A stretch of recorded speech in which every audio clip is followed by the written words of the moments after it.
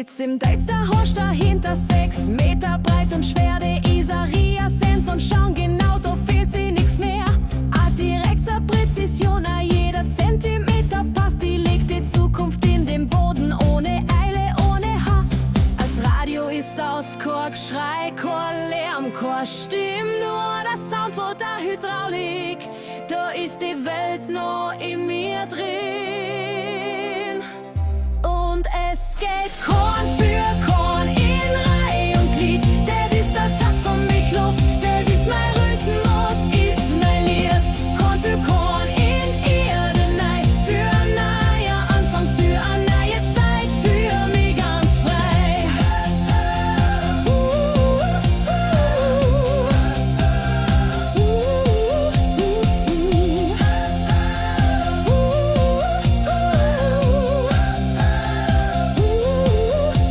Der Daniel steht am Feldrand, schaut zu und nickt und lacht. Er sieht, wie seine Beratung hier die schönsten Früchte bracht. Er fährt mit bei der Aussaat und im Herbst ist er auch da, ein echter Partner, nicht nur Geschwätz. Das macht mich richtig froh. Er kennt die Krankheiten, die Pflanzen, hat für uns eine Lösung kriegt. Ein Meistervertreter, ein wahres Gedicht.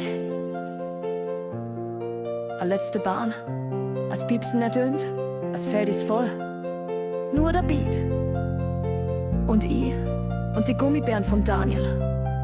So soll's sein.